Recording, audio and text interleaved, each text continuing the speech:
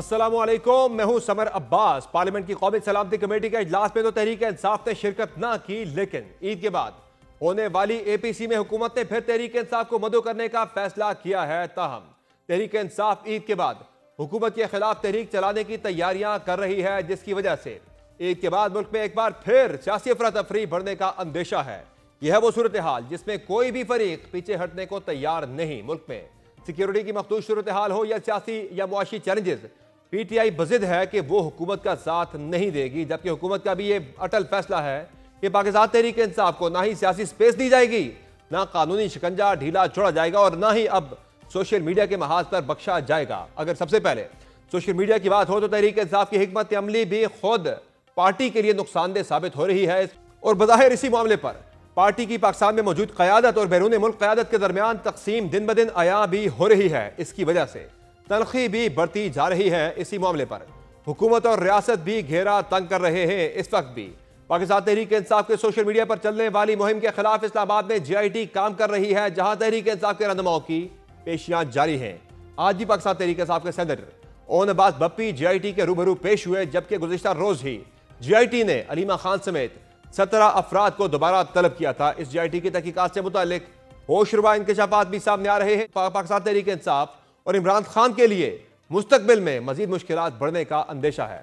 सरकारी सतह पर पाकिस्तान तहरीक इंसाफ के सोशल मीडिया प्लेटफॉर्म्स के हवाले से की गई तहकीकात से यह बात सामने आई है कि पाकिस्तान तहरीक इंसाफ के सोशल मीडिया पर 3 बड़े ऑफिशियल अकाउंट्स का ताल्लुक इमरान खान से है और ये तीनों अकाउंट्स बैरून मुल्क से अलीमा खान के जरिए भेजे गए इमरान खान के पैगाम के जरिए चलाए जा रहे हैं। तहकीकात के मुताबिक ये सोशल मीडिया अकाउंट्स बैरून मुल्क से इमरान खान के नामजद करदा अफराद के जरिए चलाए जा रहे हैं। सरकारी तहकीकात की बुनियाद पर किसी भी फौजदारी नौयत की कार्रवाई की सूरत में असरात बराह रास्त इमरान खान पर होंगे, क्योंकि जब सोशल मीडिया के जिन अकाउंट्स के जरिए फौज और रियासत के खिलाफ मुहिम चलाने का इल्जाम है वो इमरान खान के हैं। जराए ने दावा किया है कि इमरान खान और अलीमा खान के अलावा पाकिस्तान तहरीक इंसाफ के chairman barrister Gohar, secretary general Salman Akram Raja, secretary Talat Sheikh Waqas Akram समेत किसी भी पार्टी रहनुमा का इन अकाउंट्स के जरिए फैलाए जाने वाले मवाद पर कोई असर रसूख नहीं। जराए ने दावा किया है कि जिब्रान इलियास और अजहर मशवानी बैरून मुल्क से बानी PTI के सोशल मीडिया अकाउंट्स चला रहे हैं। यह इल्जाम भी है कि अलीमा खान, जिब्रान इलियास, अजहर मशवानी और अली मलिक नामी शख्स से राब्ते में है ताकि पार्टी का बयानिया तश्कील दिया जा सके और सोशल मीडिया मुहिम और दीगर पोस्टें जारी की जा सके। अब इस सूरत हाल को देखते हुए रियासत और हुकूमत की जानिब से पाकिस्तान तहरीक इंसाफ से नरमी बरतने का इम्कान दिन ब दिन मादूम ही होता जा रहा है, जिसकी मिसाल आज भी सामने आई जब तहरीक इंसाफ की जानिब से कल लाहौर में मीनार पाकिस्तान पर प्लान किए गए जलसे की दरखास्त को मुस्तरद कर दिया गया और इस मामले में पाकिस्तान तहरीक इंसाफ के अदालती महाज पर भी कोई सुनवाई नहीं हुई। जब लाहौर हाई कोर्ट ने PTI की दरखास्त मुस्तरद करते हुए DC के फैसले को चैलेंज करने का मशवरा दिया। वाज़ेह रहे, एक तरफ यह सूरत हाल है तो दूसरी जानब तहरीक इंसाफ हुकूमत के खिलाफ हतमी मुहिम जोई का इरादा भी रखती है और ईद के बाद दमादमस कलंदर के लिए अपोजिशन को यकजा करने का मिशन शुरू हो चुका है, लेकिन यह मिशन मंतकी इंजाम तक पहुंचना मुश्किल से मुश्किल तर होता जा रहा है। मौलाना फजलुर रहमान तहरीक इंसाफ की सोच से मुमासलत तो रखते हैं, लेकिन पाकिस्तान तहरीक इंसाफ से कुर्बतें बढ़ने का दावा भी करते हैं, लेकिन PTI की जानिब से कौमी सलामती से मुतालिक इजलास का बाइकआउट करने पर अफसोस का इजहार भी करते नजर आए। ताहम PTI भी पुरुम्मीद है कि अपोजिशन अलायंस बंद कर रहेगा और जल्द मौलाना फजलुर रहमान भी इसका हिस्सा होंगे। ये खुद भी इनको समझ नहीं आ रही, तो इंशाल्लाह हमारी मुहिम जो है वो आइन और कानून की पासदारी के लिए और कामयाब होगी। JUI और PTI के दरमियान बहुत बड़ी खलीज थी। हम लोग अपोजिंग पार्टीज रही हैं, पर जमहूरियत की खातिर हम लोग इकट्ठे बैठे हैं और 1 साल में अल्हम्दुलिल्लाह बहुत सारा सफ़र हमने तय किया। आगे अल्लाह ताला बेहतरी करेंगे। हमने तो इनके साथ गवर्नमेंट के साथ शुरू किया था, पर जब वो हमारे साथ कहते हैं जी हमारे पास ये एबिलिटी नहीं है कि हम लोग आपकी मुलाकात भी कराएं, फिर हम लोग क्या करें? हम लोग कोर्ट के पास जाते हैं, अदालत के पास जाते हैं कि हमारी मुलाकात हो जाए और वहाँ पे भी मैनेजमेंट हो जाती है कोर्ट की, तो फिर हम लोग क्या करें?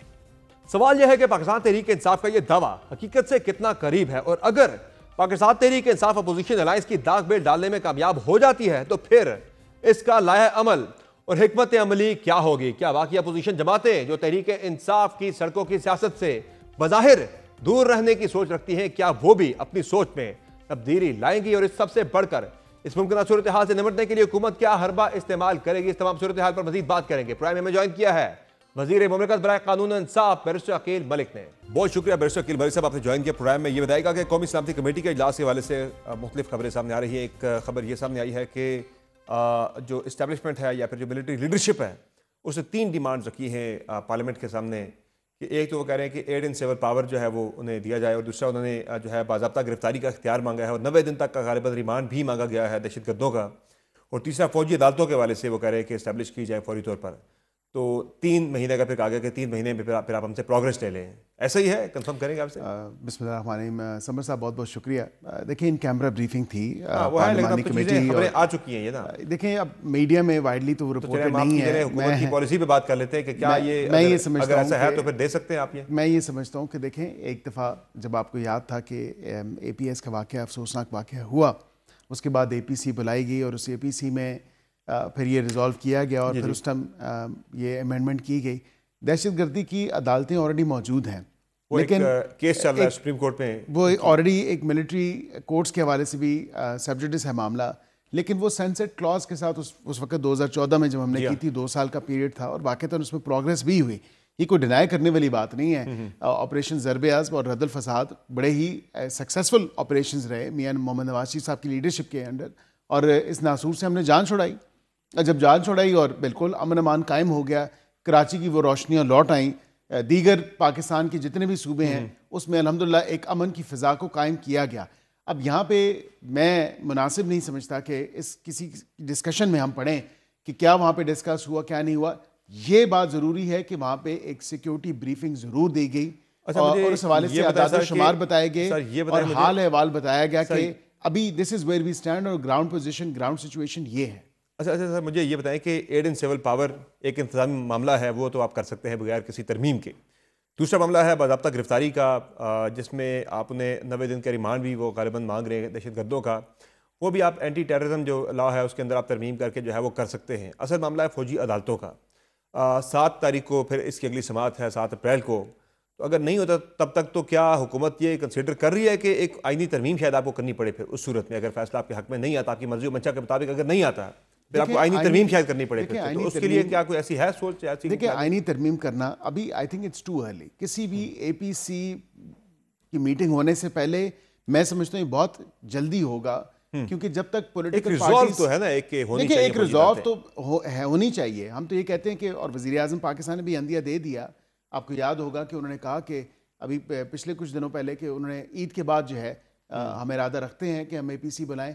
जब तक APC नहीं होगी, जब तक पॉलिटिकल पार्टीज ऑन बोर्ड नहीं होंगी। पार्लियामेंट में तो ज़ाहिर तहरीक इंसाफ नहीं आई थी, APC के अंदर तो आप फिर से दावत देंगे पाकिस्तान तहरीक इंसाफ को कि वो आए वहां पर और आके अपनी बात करें। एक तरफ तो वो अपना APC बुलाने की जो है वो बातचीत चल रही है, अपना जो है वो कॉन्फ्रेंस बुलाना चाह रहे हैं। देखिए, APC हुकूमत बुलाए या अपोजिशन बुलाए, सबका बैठना, सबका एक 1 पॉइंट एजेंडा ज़रूर है, और उसमें है कि टेररिज्म के जो दहशतगर्दी के नासूर से जान छुड़ानी है या इसको ख़त्म करना है जड़ से, तो बिल्कुल उस पर हम मुत्तहिद हैं। लेकिन तो ये भी हो सकता है कि अगर तहरीक इंसाफ की APC अगर पहले हो जाती है तो गवर्नमेंट उसमें जाके बैठते और वहाँ ज़ाहिर सबका बैठना ही मकसूद है, वो APC गवर्नमेंट बुलाइए, हमें कोई अमल माने नहीं है इसमें कि हम वहाँ पे जाके बैठ जाएं, बावजूद इसके कि शायद वो बुलाएं या ना बुलाएं, क्योंकि एजेंडा कॉमन है। और मैं समझता हूँ कि ईद के बाद इन एनी केस मोस्ट लाइकली वज़ीर आज़म पाकिस्तान शहबाज शरीफ साहब जो हैं वो APC बुलाएंगे, दावत सब लीडर्स को देंगे, ताकि एक कलेक्टिव रिजॉल्व और with the stamp of approval of political parties जो है APC के प्लेटफॉर्म से ये चीज़ जानी चाहिए, और बिल्कुल उसी वही एक अप्रोप्रिएट फॉरम में जब आप APC की बात करते हैं तो वो मसला कि खान साहब की ज़ात पे रुक जाता है। तहरीक इंसाफ की तरफ से एक शर्त पेशगी रखी गई है कि खान साहब को बुलाया जाए APC के अंदर पेरोल पे रिहाई दे के। राना साउला साहब तो कह रहे हैं ये हो सकता है, मुमकिन है, ये है ऐसी कोई तजवीज़ के भाई ले आए उन्हें?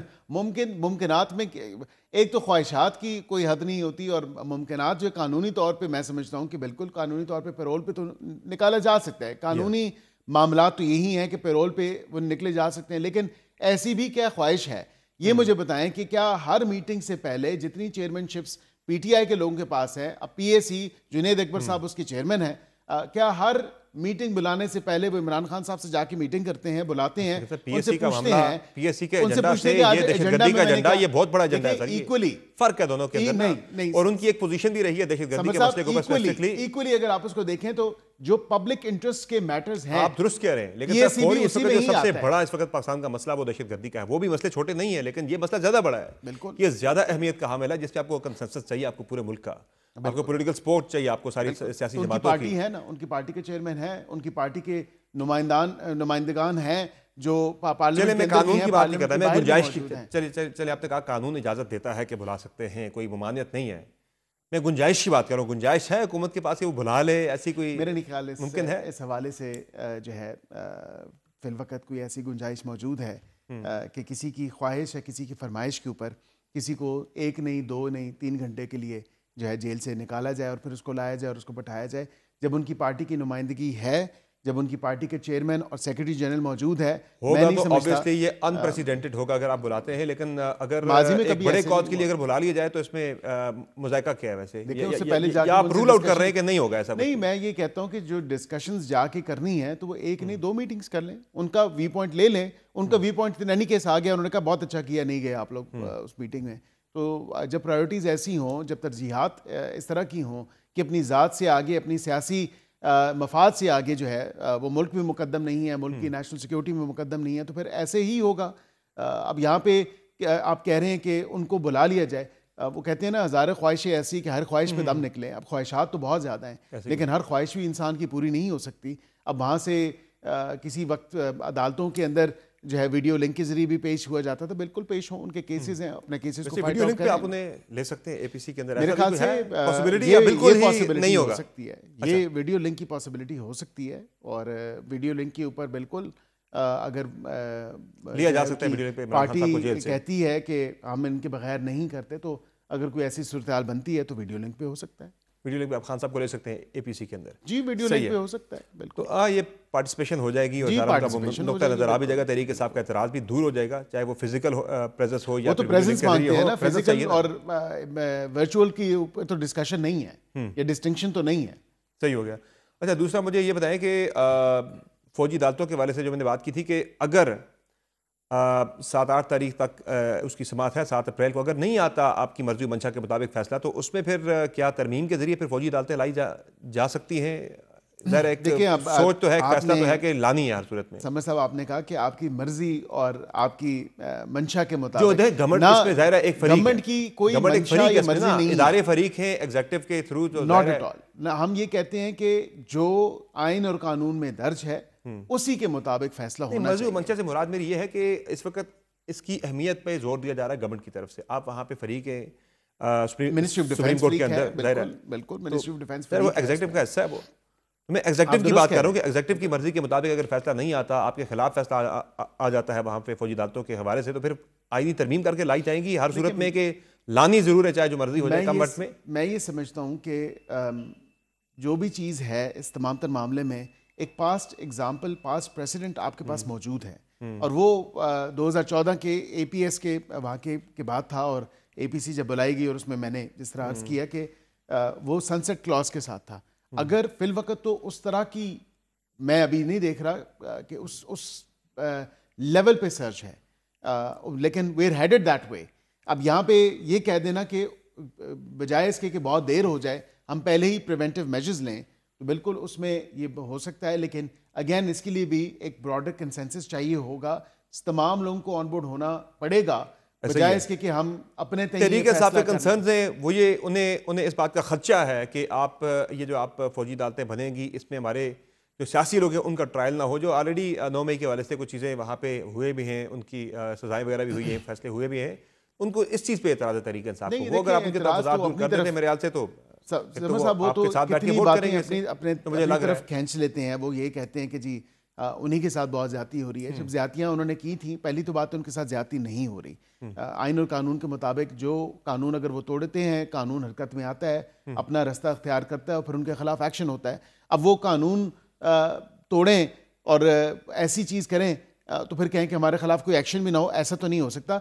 अपने दौर में जो फसाइयत ज़्यादा दौर था, उस दौर में जो झूठे केसेस उन्होंने बनाए, जो हमारी लीडरशिप के साथ हमारे मेंबरान के साथ, हमारे अरकान के साथ, जो हमें ऑपोजिशन में उन्होंने जो कुछ किया, मेरे ख्याल से उसकी मिसाल नहीं मिलती। लेकिन हम अपना फैसला वो भी यही कहते हैं, नहीं, हम वो भी अपना यही फैसला, कहते हैं, वो कह रहे हैं हमारे साथ जो हो रहा है उसकी मिसाल भी नहीं मिलती, वो कह रहे हैं हमारी लीडरशिप बिल्कुल कतन कोई किसी के दिल में रत्ती बराबर भी इंतकाम बिल्कुल भी मौजूद नहीं है, और अपने फैसले जो है अल्लाह ताला की ज़ात पे छोड़े हैं। और अल्हम्दुलिल्लाह आप देखें कि आज 1 साल से ज़्यादा पीरियड हो गया है, तो अल्लाह ताला की ज़ात पे फैसले जब छोड़े हैं तो आपके सामने तमाम तर मामलात हैं। अच्छा सर, ये बताएं कि JIT में तो सोशल मीडिया के हवाले से आज भी पेशी थी पाकिस्तान तहरीक इंसाफ के कुछ लोगों की। JIT भी आप बना लेते हैं, बंदों को उठा भी लेते हैं। अभी रिसेंटली एक बंदीगाला से बंदा उठाया गया था, वो जुडिशल हो गया।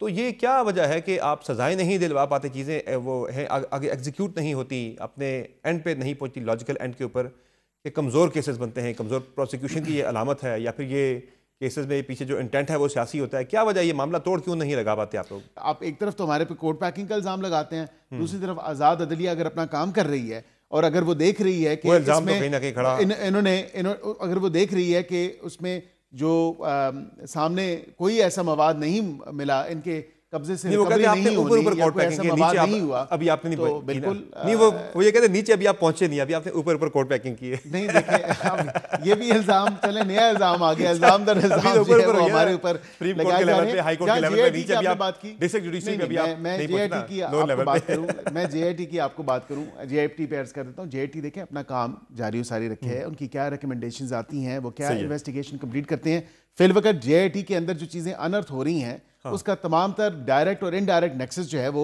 अडयाला से मिल रहा है। और उसका नेक्सस आपके सामने है कि जब अलीमा साहिबा को बुलाया गया तो उन्होंने बिल्कुल इस बात पे कहा, JIT के सामने इंकशाफ किया, उन्होंने वाशगाफ अल्फाज में ये बात की, उन्होंने कहा बिल्कुल मेरा राब्ता रहता है ट्वीट्स के हवाले से।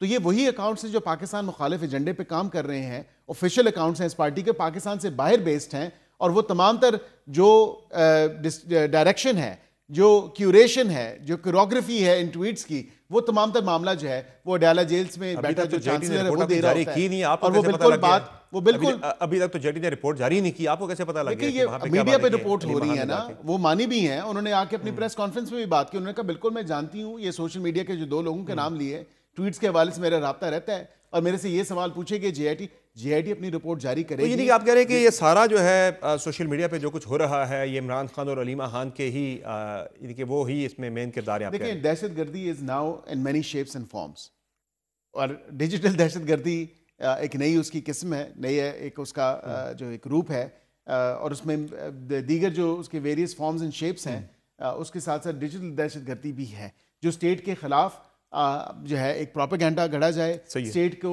नुकसान पहुंचाया जाए, नेशनल सिक्योरिटी को कॉम्प्रोमाइज किया जाए, and so on so fourth. तो ये बताएं कि ईद के बाद तहरीक इंसाफ फिर से तहरीक की तैयारी कर रही है। मौलाना फजल रहमान साहब भी काफ़ी हद तक वो इंदिया दे चुके हैं कि शायद वो उस पर ईद के बाद अपनी मुशावरत भी करने जा रहे हैं कि इस तहरीक का हिस्सा बनना है नहीं बनना। अगर वो आ जाते हैं तो ये बड़ी खौफनाक तहरीक बन जाएगी, फिर तो संभालना गवर्नमेंट के लिए बड़ा मुश्किल होगा। देखिए, मैं नहीं समझता, मैंने आपके प्रोग्राम में पहले भी अर्ज़ किया कि मौलाना साहब अपना कंधा नहीं देंगे किसी भी ऐसी मूवमेंट के लिए या किसी भी ऐसी तहरीक के लिए। ऐसा क्यों लग रहा है आपको? देखिए, मैं मिजाज ही बहुत मुख्तलिफ हैं। अब ये आपके सामने एक जिंदा मिसाल है कि आपने पार्लिमानी कमेटी, मौलाना लीड कर रहे हो, नेशनल सिक्योरिटी कमेटी में जो स्पेशल एक कमेटी है जिसमें इन कैमरा ब्रीफिंग होनी थी, उसमें मौलाना साहब की पार्टी का और मौलाना साहब का तो मौक़िफ़ सामने आ चुका। उन्होंने क्या कहा? उन्होंने कहा कि हमसे तो मशवरा करना गवारा नहीं समझा, हमसे मुशावरत करना गवारा नहीं समझी, हमें इतला देना तक गवारा नहीं समझी PTI वालों ने कि हम नहीं जाएंगे। लेकर आपको कोई परेशानी फिक्र नहीं है, आप कॉन्फिडेंट नहीं समझता? आई थिंक हुकूमत कंफर्टेबल है, हुकूमत बिल्कुल इंगेज किए हुए है, और मैं समझता हूँ कि वो कौमी मफाद के साथ खड़े होंगे, और वो कौमी मफाद के साथ खड़े होकर उन्होंने दिखाया भी। नेशनल को भी आप इंगेज करेंगे? हमने तो इंगेज किया, दोबारा को इंगेज करेंगे कि वो तहरीक की तरफ ना आए। देखिए, हम उनको बिल्कुल इंगेज करेंगे, इंगेज इस हवाले से करेंगे कि वो APC में आए, जब हुकूमत अगर APC बुलाती है कि वो APC में आए, ताकि एक कंसेंसस के साथ तमाम तर एक जॉइंट फ्रंट हम इस नासूर के खिलाफ जो है इसको ख़त्म करने के हवाले से हम एक जॉइंट स्ट्रैटेजी सामने लेके आए। आज खबर आई है कि वज़रा की तनख्वाहों में 188% इजाफा कर दिया गया है। मेरा नहीं ख्याल, ये I think once and for all decided है कि MNA की और वज़ीर की या पार्लियामेंट्री सेक्रेटरी की, उन तमाम की जो है वो तनख्वाहें जो हैं वो एग्जैक्टली द सेम है, सेम रहेगी, सेम है। वो कानून में आ गया, वो कानून में लिख दिया, कोई ओवर एंड अबव जो है किसी को कोई बेनिफिट नहीं लेकिन इजाफा तो ज़ाहिर है 188% बनता है। एक एक का एक MNAs के हवाले से वजारत के अंदर जो है 10-12 साल एक वजारत के अंदर जो है वो 3-3 वजीर भर्ती कर दिए हैं। तो एक तरफ आप सरकारी मुलाजमीन को नौकरियों से हटा रहे हैं, कम कर रहे हैं, उनको घर भेज रहे हैं कि जी बड़ा बोझ है खजाने के ऊपर, और साथ साथ वज़रा के एक एक महकमे में 2-2 3-3 वजीर लगा के पार्लियामेंटेरियंस के अलावा समर साहब जो लोग एडवाइजर या SAPM है पार्लियामेंटेरियंस के अलावा ओवर एंड अबव पार्लियामेंटेरियंस, जो अगर वो सेनेट का हिस्सा नहीं है या अगर वो नेशनल असेंबली का हिस्सा नहीं है, जिनकी तनख्वाह एग्जैक्टली द सेम है एज ए मिनिस्टर, तो बिल्कुल उनकी जो है वो ऑनरी पोजीशंस में है, उनको कोई तनख्वाहें नहीं मिल रही। वो नोटिफिकेशंस भी जब वज़ीर आज़म ने निकाली तो वो बिल्कुल उसमें ऑनरी पोजीशंस के हवाले तो आप कह रहे कोई इजाफा नहीं हुआ, ये जो इजाफा पार्लियामेंटेरियंस का वो उसके साथ ही है ये नहीं। जो पार्लियामेंटेरियंस का इजाफा हुआ है उसमें तो देखें वो कई दिन पहले ये बात रिपोर्ट भी हुई, मंजरेआम पे भी आई, और बिल्कुल पार्लियामेंटेरियंस की जो उसमें इजाफा हुआ है 10-12 साल। मैं पहले कह चुका हूँ कि शायद मेरी ज़ात की कोई रिक्वायरमेंट ना हो या ज़रूरत ना हो मेरी ज़ाती, लेकिन हमारे कई ऐसे मेम्बरान हैं जिनकी ज़रूरत है, और उसको भी काबीना में किसको जरूरत है सर? जी काबीना में किसको? नहीं, काबीना में तो किसी को जरूरत नहीं है। मेम्बरान की बात तो काबीना की बात नहीं, काबीना में ऐसी कोई बात मेरे इल्म में तो नहीं है, मेरी नज़र से तो नहीं गुजरी कि काबीना के अरकान की जो है मिनिस्टर्स की कोई तनख्वाह में इंक्रीज हो। आई डोंट थिंक ये। बहुत शुक्रिया अकील मलिक साहब, आपने ज्वाइन किया प्रोग्राम में। नाज़रीन, आपने गुफ्तगू मुलाहिज़ा की बैरिस्टर अकील मलिक साहब की, जिन्होंने एक बड़ी अहम बात की है कि APC में इमरान खान साहब को नहीं बुलाया जा सकता किसी सूरत भी, ताहम वीडियो लिंक पर उनकी पार्टिसिपेशन जो है वो मुमकिन बनाई जा सकती है। प्रोग्राम में एक ब्रेक लेंगे, ब्रेक से वापस आएंगे, बात करेंगे एक और इंतहाई अहम मामले की। हमारे साथ रहेगा।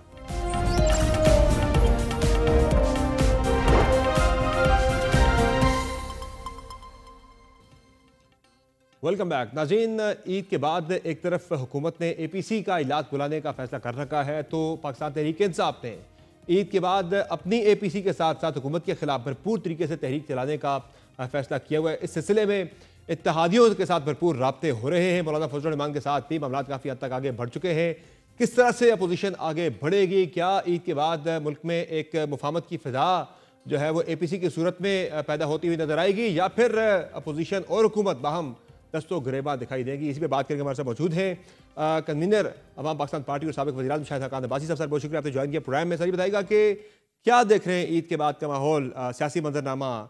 APC हुकूमत ने बुलाने का फैसला किया है, ईद के बाद सारी अपोजिशन को भी इसमें इन्वाइट किया जाएगा, तमाम पोलिटिकल पार्टीज़ को। तो कोई आप सारी सियासी जमातों को एक मेज़ पर बैठा हुआ देख रहे हैं, कोई मुफाहमत की फ़िज़ा देख रहे हैं, कोई आप इत्तेफाक की राय होता देख रहे हैं, या हम दस्तों गिरेबा देख रहे हैं अपोजिशन को और गवर्नमेंट को या सियासी फोर्सेस को? ख्वाहिश तो है कि ये इकट्ठे हों, क्योंकि एक बड़ा मकसद है, मुल्क के मामलात हैं। जी हाँ। लेकिन बदकिस्मती से रवैया ना हुकूमत का ठीक है ना अपोजिशन का ठीक है।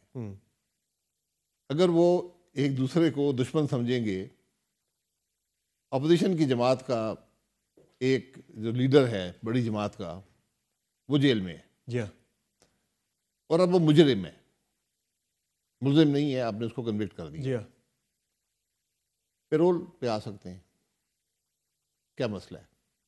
हुकूमत खुद हाथ बढ़ाए कि जी आए, आ जाए, 3 दिन के पेरोल पे आ जाए, कोई क़यामत आ जाएगी, आपका मसला ख़त्म हो जाएगा, एक और आप सारे बैठ सकेंगे। एक और तजवीज़ भी आ गई गवर्नमेंट की तरफ से, वो कह रहे हैं कि वीडियो लिंक पे भी उन्हें लिया जा सकता है, उनकी पार्टिसिपेशन ही कह रहे हैं। वीडियो लिंक पे ही मामलात नहीं होते, माजरत चाहता हूँ। अच्छा। हाँ, मुल्की मसाइल वीडियो लिंक पे नहीं हल होते। या आमने सामने बैठ कर, इसमें बहुत से इमोशंस होते हैं, बहुत से सोच होती है जो आप आमने सामने बैठ कर करते हैं। तो फिर ये माहौल फिर आपको क्या बनता नजर आ रहा है? गवर्नमेंट तो ये नहीं बड़ी होगा, क्लियर है कि हम नहीं बुलाएंगे वीडियो लिंक, सॉरी नहीं बुलाएंगे उन्हें पेरोल पे। वीडियो लिंक वाला ऑप्शन गवर्नमेंट ने दिया है कि उस पर वो हो सकता है पॉसिबल है, बाकी तो नहीं होगा। नहीं बुलाएंगे ऑब्वियसली वो तरीके से मानेंगे नहीं, वीडियो लिंक पर बरकरार रहेगा। फिर दमादम के अंदर होगा। मेरा नहीं ख्याल कि सड़कें गर्म होंगी दोबारा से, जो तहरीक की बात हो रही है। देखिए, सड़कें गर्म करने से क्या मसले हल हो जाएंगे? बात तो ये है, वो सड़कें आप कितनी गर्म कर लेंगे, कहाँ पे गर्म कर लेंगे? आज अपोजिशन को चाहिए कि अपना रोल अदा करे, और मैं तो इस हद तक कहूँगा कि अगर हुकूमत नहीं कर रही, अपोजिशन ही दिल बड़ा कर ले और वहाँ पर अपनी एक टीम भेज दें, एक जॉइंट, जिसका एक जॉइंट मौक़िफ़ हो इस मामले पर। अभी अपोजिशन के इजलास हो रहे हैं तमाम जमातों के, उसमें बातचीत होती है। आप कह रहे हैं APC में अगर गवर्नमेंट नहीं मानती इमरान खान साहब पे, तो फिर अपोजिशन जी, अगर गवर्नमेंट को मुल्क की परवाह नहीं है तो अपोजिशन ही मुल्क की परवाह कर ले। खान साहब वाले मुतालबे से वो दस्तबरदार हो जाए। जी जी, ये बड़ी बड़ी सोच तो यही होती है। दस्तबरदार होने से तो वीडियो लिंक वाला ऑप्शन एक्सेप्ट नहीं कर लेना चाहिए। वीडियो लिंक पे बात नहीं चलती ना। अच्छा। मैं माजरत से कहता हूँ ये मामला वीडियो लिंक पे नहीं होते, हुकूमतें वीडियो लिंक पे नहीं चलती। सही है।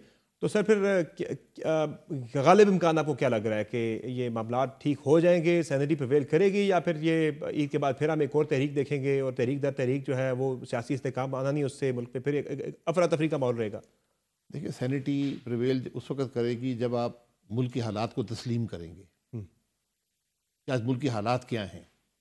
आज मुल्क में बेपनाह इंतशार है, सियासी इंतशार है, सियासी अदब इस्तेकाम है, दो सूबों के अंदर एक टेररिज्म जारी है, फ्रेश फेयर जो है वो बड़ी बड़ी सतह का टेररिज्म जारी है। आप उन बातों की तह तक पहुंचेंगे ये है क्यों। फौज का ऑपरेशन ये आखिरी हल होता है। जी हाँ, हमने फौज का ऑपरेशन किया था 2014-15 में, ज़रबे अज़ब हुआ था, उसने नताइज भी दिए थे। जी हाँ, लेकिन बहुत भारी कीमत पर दिए थे। हम वो एक कार्डिनल होता है ऑपरेशन, उसके साथ बहुत सारे जो है वो सिविलियन साइड पे जिम्मेदारियां जो है वो जुड़ी होती हैं। आप जो नेशनल एक्शन प्लान के अंदर भी 20 नुकात हैं, उनमें एक नुकता था काइनेटिक डोमेन में, बाकी सारे आपके नॉन काइनेटिक डोमेन में आपके बनते हैं। तो आपने सारे इग्नोर कर दिए, तो आज हालात वहीं पे पहुंच गए। ऐसे ही आपने हासिल क्या किया? तो जरा अपने गिरेबान में सबको झांकना पड़ेगा कि मसला क्या है, मुल्क का जड़ क्या है मामले की। आज क्यों बलूचिस्तान का नौजवान जो है, पढ़ा लिखा नौजवान, यूनिवर्सिटी ग्रेजुएट, एमफिल जो खातून जो जिन्होंने वो खुद को हमला किया था, एमफिल थी वो खातून। जी हाँ, तो खतरनाक रुझान है बिल्कुल। लोगों के जो है वो जहन साजी करना पड़ेगी, जहन साजी नहीं, उनसे बात करें, बनाना पड़ेगा, उनके मसाइल की बात करें। जी हाँ। तो सर ये बताएं कि फिर क्या देख रहे हैं आप? मौलाना फजल रहमान और तहरीक इंसाफ का इत्तेहाद आपको होता हुआ नजर आ रहा है, चूंकि आप तो इस इत्तेहाद के साथ फिलहाल जा रहे हैं, उनका आपको लग रहा है कि आ जाएंगे करीब? सर इत्तेहाद तो नशिस्तें आपकी काफ़ी हो चुकी है पिछले दिनों में अपोजिशन की, खानों पे, इफ्तारियों पे, तो क्या लग रहा है? नहीं, देखिए ये ऐसे ही होता है ना, जब आपके इख्तलाफात हों, एक दूसरे के बारे में तहफ़्फ़ुज़ात हों, तो फिर बातचीत होनी चाहिए ना। तो बातचीत इसी एक गैर रस्मी माहौल में होती है। रस्मी जब माहौल आप लाएंगे तो फिर उसमें कशीदगी पैदा हो जाती है। कितना आपको इम्कान लग रहा है सर JUI का इस तहरीक में शामिल होने का? क्योंकि असल मैटर तो करती है JUI के, उनके पास जी बिल्कुल, JUI मैटर करती है, PTI से मैटर करती है, बाकी सब छोटी जमातें हैं। लेकिन PTI की जिम्मेदारी है कि जो तहफ़्फ़ुज़ात हैं दूसरी जमातों को, उनको दूर करें, क्योंकि दूसरी जमातों को PTI के रवैये पे तहफ़्फ़ुज़ात हैं कि अगर इनका वही रवैया रहा जो आज है, अगर मौलाना साहब आपके साथ बैठे हैं, अपोजिशन में बैठे हैं, और आपका वज़ीर आला उनको रोज़ अजीब अजीब बातें करता है, तो फिर तो मामला नहीं बन सकता ना। जी अब ये बताएं कि वज़ीर आला ठीक है, जो लोग बैठे हुए हैं इस टेबल पर वो ठीक है? ये PTI की मसाइल से मुराद सर सोलो फ्लाइट भी है कि अहम मामलात के अंदर आप फैसला खुद से करके आगे बढ़ जाते हैं, मुशावरत नहीं होती इस इत्तेहाद के अंदर, जिस तरह से मौलाना फजल रहमान साहब ने अपना एतराज़ उठाया भी है कि आपने कौमी सलामती कमेटी में के इजलास में शिरकत के हवाले से भी तहरीक इंसाफ ने अजीब जो है वो कहते हैं कन्फ्यूजन पर मबनी उनकी पॉलिसी थी। पहले कहा जाएंगे, फिर कहा नहीं जाएंगे, जब ना जाने का फैसला हुआ तो वो मौलाना फजल रहमान को कन्वे ही नहीं हुआ। जी, वहाँ यही मसला है कि PTI जो है वो जमात है जिसमें एक लीडर है और बाकी पॉलिटिकल वर्कर हैं और सपोर्टर हैं और वोटर हैं। जो बीच की लीडरशिप है उसके पास कोई इख्तियारात नहीं है, और वो सारी कोई डायरेक्शन भी उनके पास एक नहीं होती, हर बंदा मुख्तलिफ बात करता है, उससे बड़ा इबाहम पैदा होता है।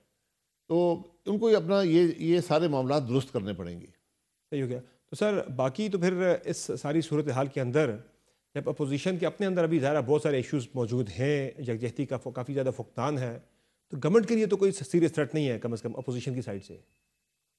गवर्नमेंट किसी को सीरियस थ्रेट नहीं होता। सीरियस थ्रेट आपको आवाम से होता है। अगर आप आवाम के मसाइल हल नहीं करेंगे, मुनज़्ज़म करता है सर आवाम को, अपोजिशन ही आवाम को मुनज़्ज़म करती है, लेके बाहर आती है। अपोजिशन खुद जो है वो बिखरी पड़ी है। जब आवाम तकलीफ में हो, उनको मुनज़्ज़म करने की ज़रूरत नहीं है, वो खुद ही आपको बता देते हैं हम आपके बारे में क्या सोचते हैं।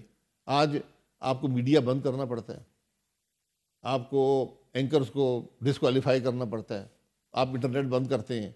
हम किस किस्म का मुल्क चला रहे हैं? ये 21वीं सदी में हम 19वीं सदी की जो टैक्टिक्स थी वो इस्तेमाल करके हम मुल्क चलाना चाहते हैं। इस तरह मुल्क नहीं चलते।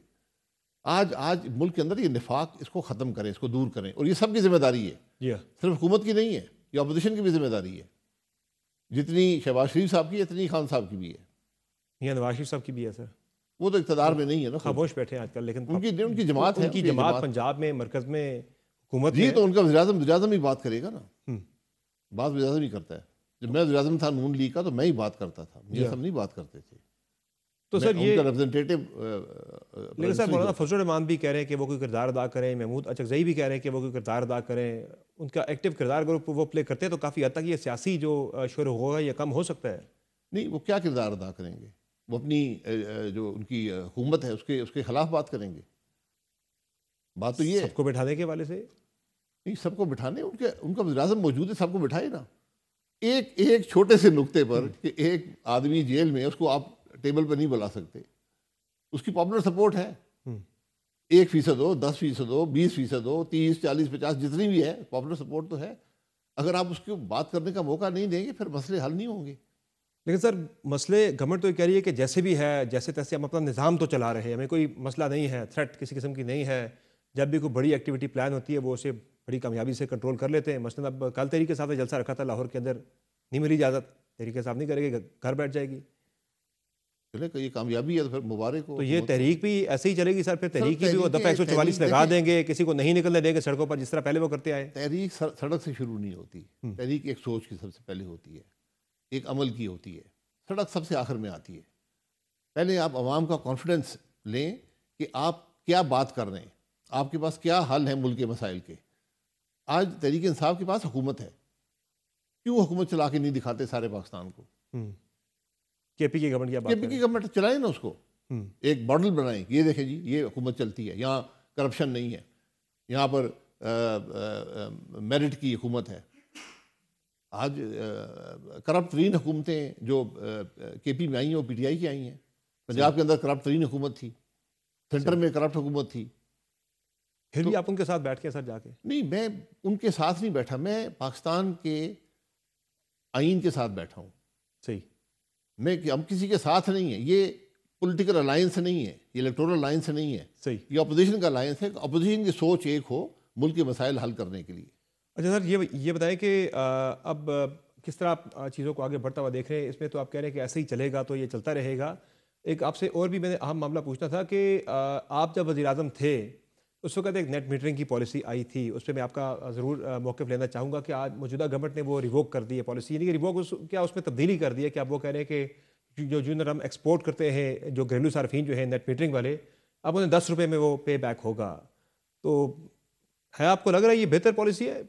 देखें, आपने एक वादा किया है, आपने एक एग्रीमेंट साइन किया है, उससे आप इनहराफ नहीं कर सकते। नहीं सर, वो कह रहे हैं जो मौजूदा जिनके लगे हुए हैं उनका तो इसी रेट पे हम करेंगे पुराने पे ही, लेकिन जो नए आएंगे आइंदा आने वाले दिनों में उनके साथ जो होगा। फिर आप उसका हल देख लेंगे, उसका पॉलिसी का क्या इफेक्ट आएगा।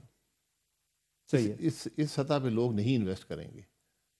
4000 मेगावाट लगी, पाकिस्तान एक सक्सेस स्टोरी है, सक्सेसफुल पॉलिसी थी। सर वो कैपेसिटी पेमेंट हमें करनी पड़ती है इतनी ज़्यादा? तो कैपेसिटी पेमेंट इसमें कोई नहीं है, जितने यूनिट आपको मिलते हैं उसकी जो सर हमारे IPPs हैं उन्हें पेमेंट करनी पड़ती है। जब बिजली सिस्टम से सोलर वाले नहीं लेते सार्फिन तो गवर्नमेंट कहती है कि हमें उन्हें बेला वजह पे करना पड़ता है। वो आपने वैसे भी देना है, सोलर ना भी हो तो वो आपने पेमेंट देनी है उनको। सही है। सोलर आपको ग्रीन एनर्जी दे रहा है, बगैर फॉरेन एक्सचेंज के दे रहा है। जब लग गया वहाँ आप बाहर से तेल मंगाएंगे या गैस मंगाएंगे या कोयला मंगाएंगे, उसको इस्तेमाल करेंगे, उसकी इनएफिशिएंसीज हैं, ट्रांसमिशन के लॉसेज हैं, डिस्ट्रीब्यूशन के अंदर लॉसेज आते हैं। यहाँ तो आपको सीधी बिजली मिलती है। ज़रा इस बात को सोचें कि आप करें, हर मामले पे मुल्क में डिबेट कराया करें। आप ये फैसले ठोस नहीं सकते। ये पॉलिसी बड़ी मुश्किल से बनी थी। एग्जैक्टली। और मेरी सुध राय ये थी कि आप 50% पेमेंट करें। ये मेरी राय थी, लेकिन मैं आज मानता हूँ मेरी राय गलत थी। ये एक सक्सेसफुल पॉलिसी बनी। सही है। बहुत शुक्रिया सर, आपने ज्वाइन किया प्रोग्राम में। नाज़रीन, आपने गुफ्तगू मुलाज़ा की शाहिद हक़ान अब्बासी साहब की। इनका कहना है कि सब सियासी फोर्सेस को आपस में बैठना होगा मुल्क के लिए। वसीअतर मुफाद में यही है कि सैनिटरी प्रिवेल करे, वरना सियासी अफरा तफरी जो है वो मज़ीद बढ़ेगी। प्रोग्राम में आगे बढ़ेंगे और बात करेंगे JUI के सीनियर रहनुमा कमरान मुर्तज़ा साहब से कि JUI के तरीके साहब के साथ करीब आने के इम्कानात कितने हैं। बहुत शुक्रिया कमरान मुर्तज़ा साहब, आपने ज्वाइन किया प्रोग्राम में। सर ये बताइएगा कि कहाँ तक पहुँचे हैं मामला पाकिस्तान तहरीक इंसाफ के साथ अलायंस बनाकर ईद के बाद एहतजाज में जाने के हवाले से, तहरीक चलाने के हवाले से? ऑब्वियसली बहुत सारे तहफ़्फ़ुज़ात भी हैं JUI को भी, जो कि वक्तन फ़वक्तन JUI आगाह करती रहती है, पाकिस्तान तहरीक इंसाफ को कन्वे करती रहती है। लेकिन इमरान खान साहब बड़े जो है वो कीन है कि मौलाना फजल रहमान हर सूरत में उनके साथ इत्तेहाद में आए और ये तहरीक चले। कितने चांसेस हैं कि ये जो है इत्तेहाद बन पाएगा? बाकी पार्टियों में तो वन मैन शो होता है, यहाँ वन मैन शो नहीं है। बज़ाहिर नजर आता है कि मौलाना जो ना वो उनकी अकीदत भी है, जाहिर है वो अकीदत वाला मामला भी उनका वर्कर्स के साथ है। बज़ाहिर ये नज़र आता है कि जी वो सारे फैसले खुद करते होंगे। यकीनन उनकी तजावीज़, उनकी अकल, उनकी दानिश वो पार्टी की रहनुमाई करती है, मगर इसके बावजूद जो है वो पार्टी का जब तक जनरल काउंसिल जो है ना, जनरल काउंसिल सेशन नहीं होगा, उसमें जो है वो अप्रूवल नहीं होगी, बात आगे तो बढ़ नहीं पाएगी। कामरान मुर्तज़ा साहब, ये बताएं कि तहरीक इंसाफ के हवाले से आपके जहनों में बहुत सारे सवालात थे, कुछ तहफ़्फ़ुज़ात भी थे। उन सवालात के जवाब क्या मिल गए हैं आपको, और जो तहफ़्फ़ुज़ात थे वो तहरीक इंसाफ ने दूर करवा दिए हैं कि अब आप इस मामले को ज़ाहिर है अगले स्टेज पे लेके जा रहे हैं कि अब आप मुतमईन हो चुके हैं, तभी आप इसे जनरल कौंसिल में लेके जा रहे हैं? कमिटमेंट उन्होंने की है, तहफ़्फ़ुज़ात अभी तक कोई दूर नहीं हुए। मेरा उसमें जो है, मेरी अपनी राय ये है कि जो कमिटमेंट है उसको तहरीरी शक्ल में आना चाहिए, ताकि कल जो है वो फिर कोई ये ना कहे कि ये इसमें ये थी बात और ये बात नहीं थी। मगर स्टिल जो है ना वो, चूंकि ये फिर पार्टियों के दरमियान मामलात हैं और कोई अफराद के दरमियान और नहीं है। अहम मामलात पर सर फैसला साजी में जो है एक दूसरे को एतमाद में ना लेने के वाले से, मुशावरत ना होने के वाले से भी JUI को तहफ़्फ़ुज़ात है।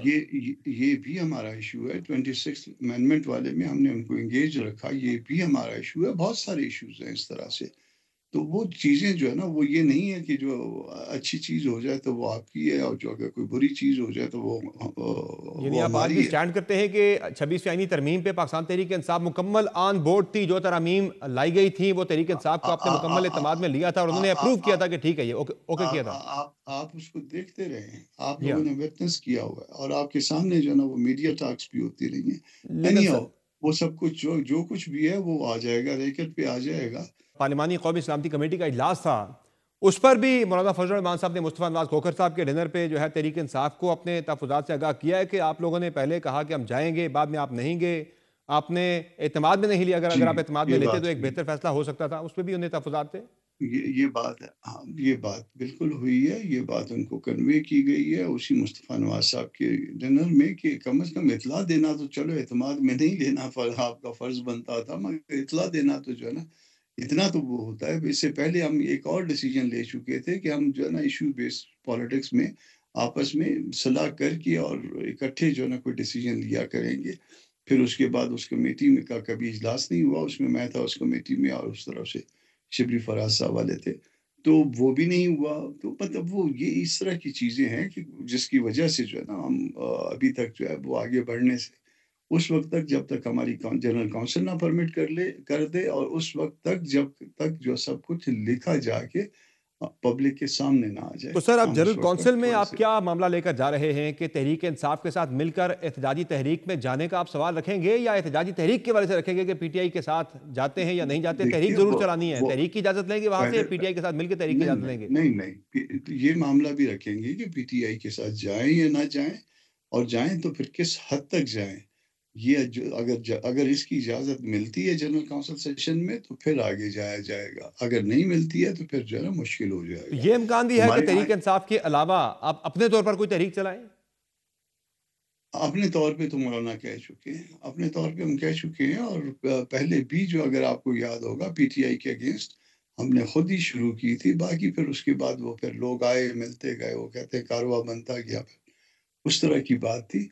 तो ये भी इम्कानात में है, और अगर पार्टी की जनरल काउंसिल सेशन में ये डिसीजन हुआ फिर ऐसा भी हो सकता है। बहुत शुक्रिया कामरान मुर्तज़ा साहब, आपने प्रोग्राम में ज्वाइन किया। नाज़रीन, आप गुफ्तगू मुलाहिज़ा कर रहे थे JUI के सेनेटर कामरान मुर्तज़ा साहब की, जिनका कहना है कि तहरीक इंसाफ को अपने तमाम तहफ़्फ़ुज़ात से आगाह कर दिया गया और तहरीरी तौर पर एक लिख कर आपस में मुआहदा करके फिर आगे बढ़ा जाएगा अलायंस के हवाले से। और लेकिन उससे पहले JUI की जनरल कौंसिल जो है वो ईद के बाद एक मंजूरी देगी कि आया तहरीक इंसाफ के साथ इस एहतजाज में जाना है तो किस हद तक जाना है, इसका फैसला ईद के बाद हो जाएगा। प्रोग्राम में एक मुख्तसर ब्रेक लेंगे, ब्रेक से वापस आएंगे, एक और इंतहाई अहम मामले पर बात करेंगे। पाकिस्तान में सस्ते और तेज तरीन इंटरनेट के हवाले से एक बड़ी पेशरफ्त हुई है। इस पर मजीद बात होगी ब्रेक के बाद, हमारे साथ रहिएगा।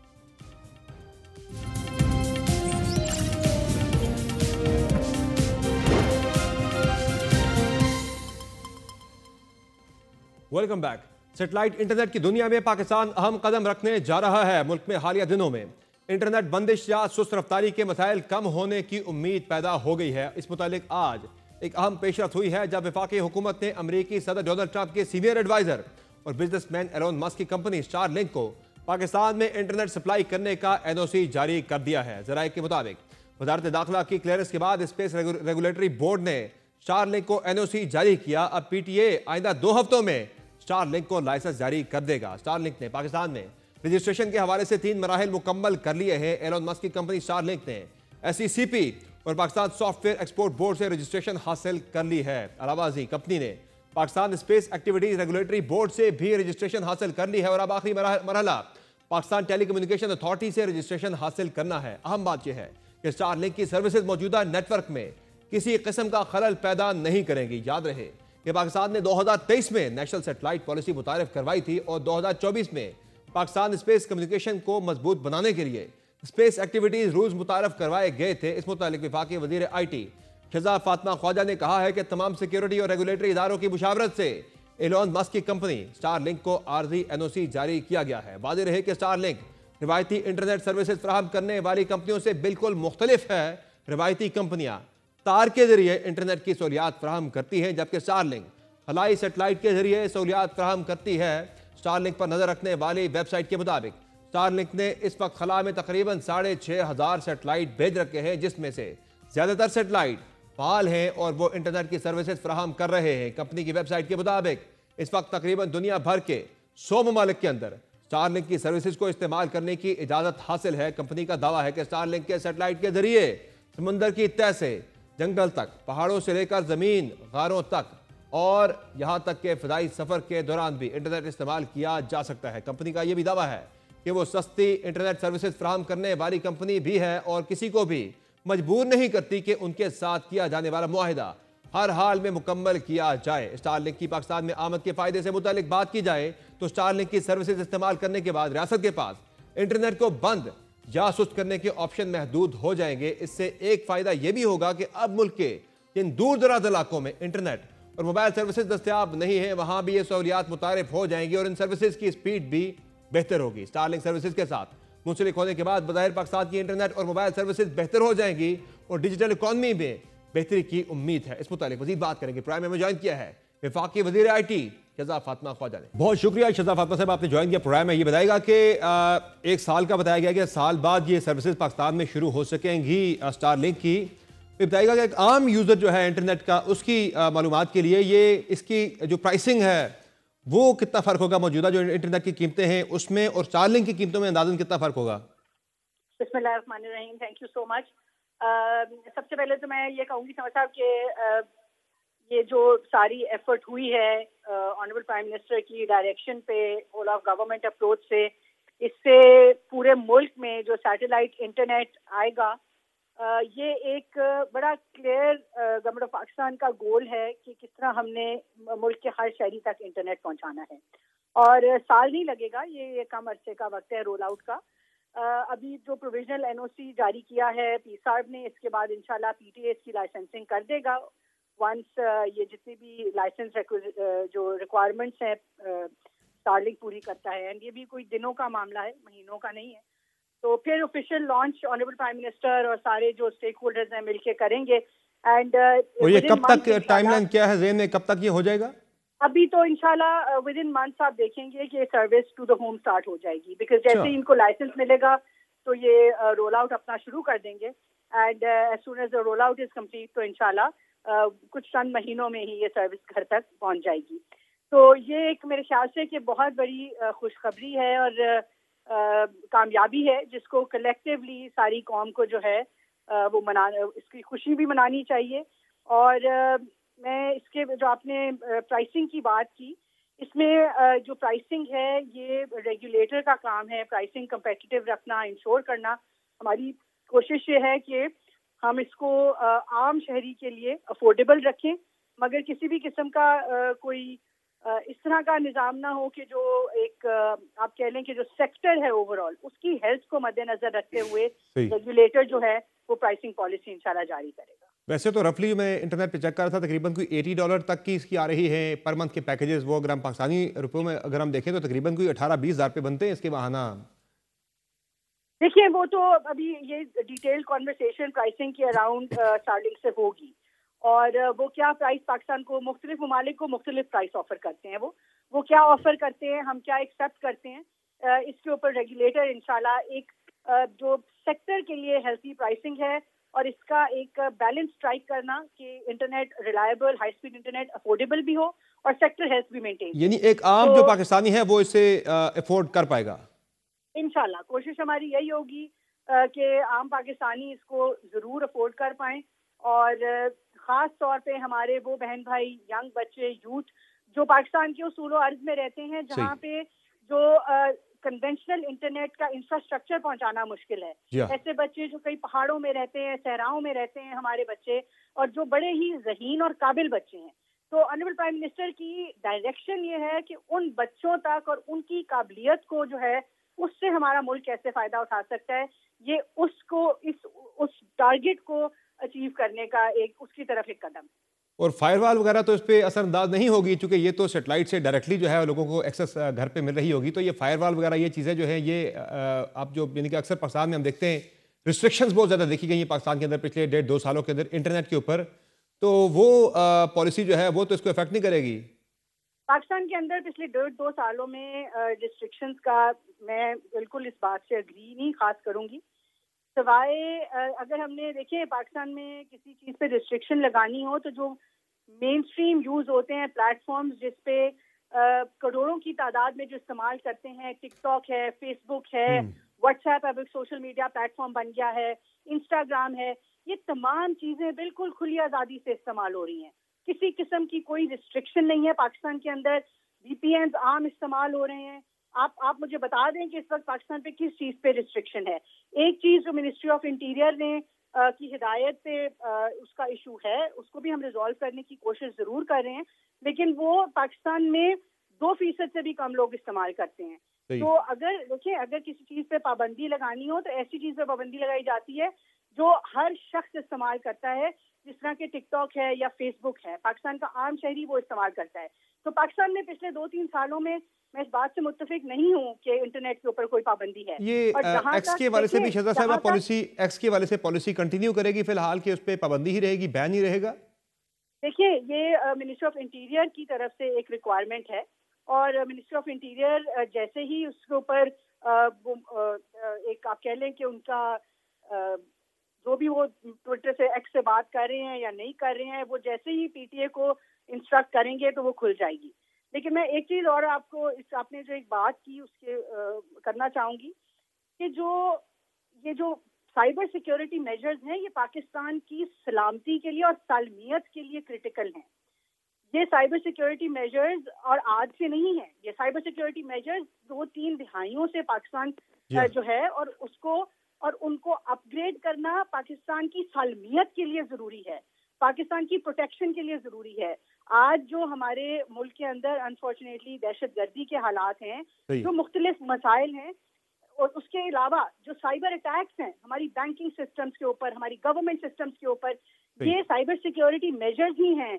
ये वो तमाम वेब मैनेजमेंट सिस्टम्स हैं जो पाकिस्तान को प्रोटेक्ट करते हैं। तो इसको जो है ये बताएं कि सिक्योरिटी के वाले से भी क्या इस पे डेलिब्रेशंस हुई है इन डिटेल के? ये चूँकि लो अर्थ ऑर्बिट जो है ये सैटेलाइट है क्योंकि ज़मीन से तकरीबन 400 से 500 किलोमीटर के फासले पे मदार में जो है ये घूमता है, तो सिक्योरिटी के वाले से भी इससे काफ़ी इश्यूज रहे हैं, रशिया को काफ़ी इश्यूज इसके दरपेश आए थे, तो उस पर भी क्या डेलिब्रेशन हुई है क्या? जी देखिए लोअर ऑर्बिट सैटेलाइट जो हैं इसके ऊपर रेगुलेशंस जो हैं वो पीसार्ड ने एक इंटरनेशनल कंसल्टेंट ऑन बोर्ड किए हुए हैं, वो उन रेगुलेशंस को फाइनलाइज कर रहे हैं। इसीलिए हम कह रहे हैं कि प्रोविजनल एनओसी है, क्योंकि आपको पता है ऑनरेबल प्राइम मिनिस्टर की जो स्पीड है वो थोड़ी ज़्यादा तेज़ है, तो उन्होंने कहा था कि जी आप प्रोविजनली, ताकि लोगों तक इंटरनेट जो है वो फौरी पहुंचे। मगर जो आपने बात की वो बिल्कुल दुरुस्त है। लो अर्थ ऑर्बिट सैटेलाइट की रेगुलेशंस जो हैं वो बन रही हैं और इंशाल्लाह 2 से 3 माह के अंदर वो भी ऑन द टेबल होंगी। और उसके बाद जितनी भी और ये स्टारलिंक खाली वाहिद सैटेलाइट इंटरनेट नहीं है जिसने हमें अप्लाई किया हुआ है, हमारे पास और भी एप्लीकेशंस हैं, कुछ चाइनीज कंपनीज की हैं, मुतअद्दिद और कंपनीज की हैं। तो वो वंस दोज रेगुलेशंस वो फाइनलाइज हो जाएंगी तो पीटीए उनको भी लाइसेंसेस जारी कर देगा ताकि मार्केट में एक हेल्थी कंपटीशन भी रहे। और आखिरी बात समर में ये करूंगी, सिक्योरिटी के हवाले से ये बड़ी होल ऑफ गवर्नमेंट अप्रोच रही है। हमारी सारी सिक्योरिटी एजेंसीज ने जितना इसको सपोर्ट किया है और एक्सपेडाइट कराया है, बिहाइंड द सीन्स वो काम करते हैं, लेकिन उन्होंने हमें बहुत हेल्प किया इसके अंदर। सही। हमारी साइबर सिक्योरिटी एजेंसीज ने बहुत अच्छा किरदार अदा किया। सही। और उन्होंने सिक्योरिटी मेजर्स को सामने रखते हुए जो कंडीशंस रखी हैं वो स्टारलिंक ने अग्री की हैं, और उसके बाद ये प्रोविजनल एनओसी जारी हुआ ठीक है। है। तो मैं इसमें सबको जो है वो सबका शुक्रिया अदा करूंगी जिन लोगों ने इनका इसमें जो है किरदार बहुत अदा शुक्रिया शहज़ा फातिमा खाजा साहब, आपने ज्वाइन किया प्रोग्राम में। वफाकी वज़ीर IT शहज़ा फातिमा खाजा का कहना है कि अगले चंद महीनों के अंदर ही स्टारलिंक सेटेलाइट इंटरनेट की पाकिस्तान में दस्तयाबी जो है वो यकीनी बनाई जाएगी, और ये तेज़ तरीन इंटरनेट होगा, और आम शहरियों के लिए इसकी अफोर्डेबिलिटी पर भी काम हो रहा है कि आम शहरी भी इसे अफोर्ड कर सके। पाकिस्तान के लिए यकीनी तौर पर ये एक अच्छी खबर है, जिससे उम्मीद है कि पाकिस्तान में वो नौजवान जो कि दूर दराज इलाकों से फ्रीलांसिंग करते हैं या फिर इंटरनेट के ज़रिए मुख्तलिफ रोज़गार अपने लिए तलाश करते हैं, उनके लिए या फिर तालीम के हवाले से उनके लिए ये बहुत अच्छी अपॉर्चुनिटी होगी। आज के शो में तो इजाज़त दीजिए, अल्लाह हाफ़िज़।